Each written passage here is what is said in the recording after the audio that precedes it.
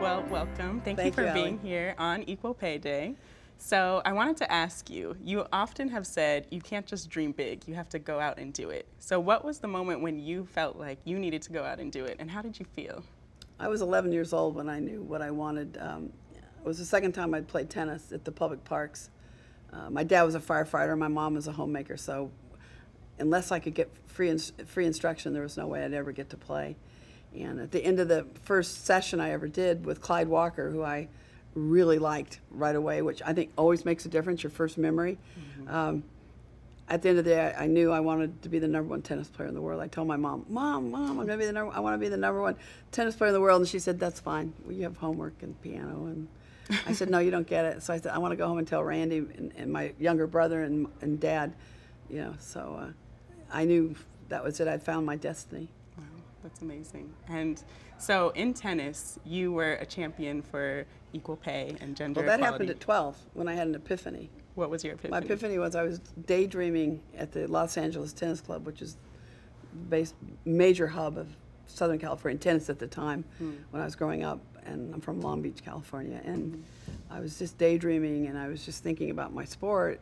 I knew it was a tiny universe, but I also noticed that everybody wore white shoes, white socks, white clothes, and they played with white balls, and that everybody that played was white.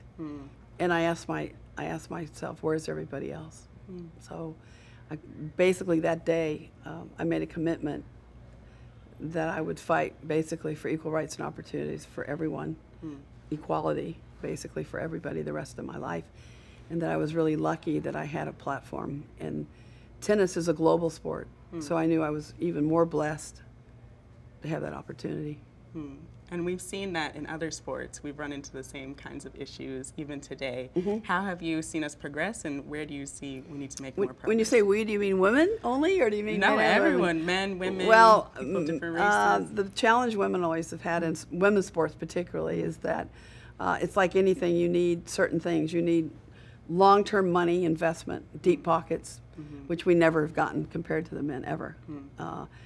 And I said long-term, which is important, because a lot of times they'll dabble, they'll have a soccer team for a year and a half and say, oh, we didn't make money on it. Well, in men's soccer, they've lost millions and millions and billions, but now it's at a turning point, it's a tipping point, it's going to change. So that's different, but that's like 25 years of investment. Women never have that kind of commitment in dollars, but also enthusiasm, media attention, all the things that create excitement around people. And women are always on the back burner compared to the guys, and that's what is hard on us. But on the other hand, it's been men who usually have daughters who have championed us as well. So men and women and everyone, all genders, are really important to these issues, to know that we need equality across the board for all. It doesn't matter, for me, sports was my workplace. So I want equality. And just like a guy deserves it too.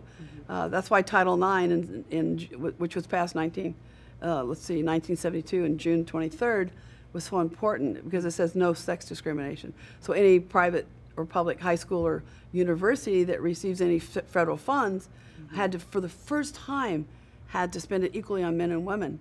And so that's why there's actually more women in college now, because when you oppress people and you open the doors and give them an opportunity they didn't have before, they just crash down the doors and they make it happen. And I know that's why we have more women than we do men in colleges and universities. We do need to get more men back into college, though, because I like equality. Right. And it can go either way. So most of the time it's women who are underserved, but occasionally we have to make corrections for men as well. That's interesting. I like how you have, there are many different elements to equality. You can't just look at it from one lens. And so what is some of your advice for when we're talking about equality? You talked about tennis being your workplace. So on the women's side, what can women do? And on the men's side, what can they do to help further equality? I think it's important to ask for what we want and need. I think it's important to ask, are you getting the same wage as the others? I think money is really important. Money affects how a person lives. It affects their children, if they have children.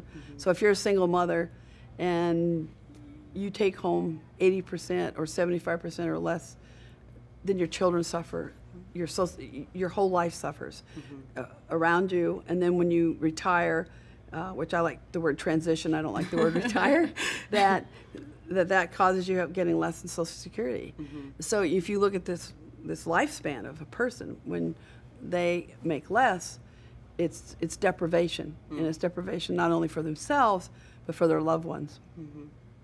And so this is a question that I like to ask, but who are a few women or men in your life that you've really looked up to as people who inspire you? Well, my parents both, my mother and my dad. I look up to them. My younger brother, who played 12 years of professional baseball, has always, I think, been a resource of fun and a resource of sharing and a resource of really supporting each other through our lives. And both being in sports, they happen to be different sports, but if you're a jock, you're a jock. And so we can talk the talk, and we can have the same sense of humor as far as what we laugh at. Not always. Sometimes I don't think.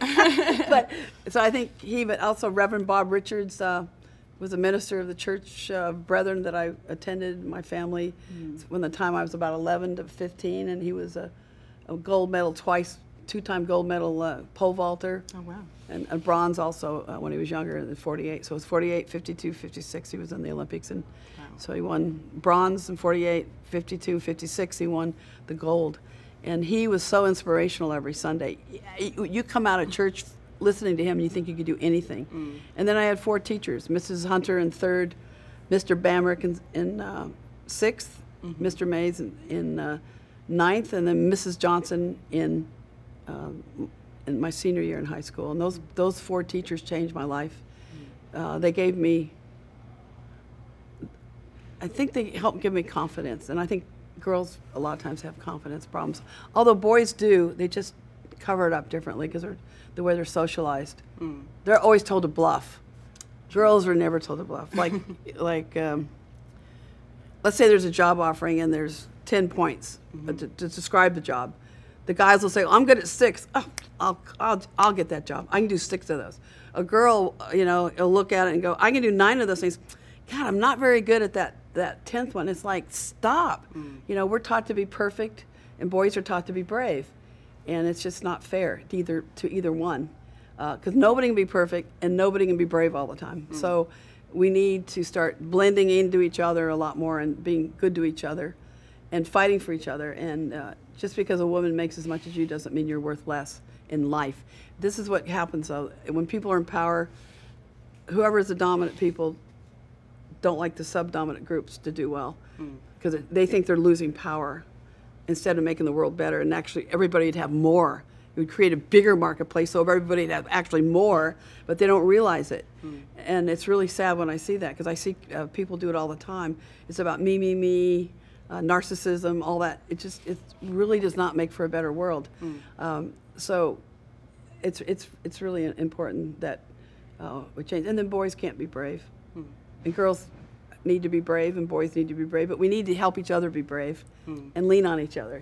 Help each other. And how do you stay brave? Just like you described a lot of I'm your not mentors. always brave. No, I've gone through life just like anybody else. I'm scared, and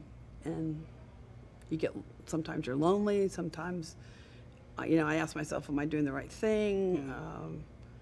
No, it's not a straight road. It's a long and winding road. So there's ups and downs throughout life, and I think faith is important. That's helped me.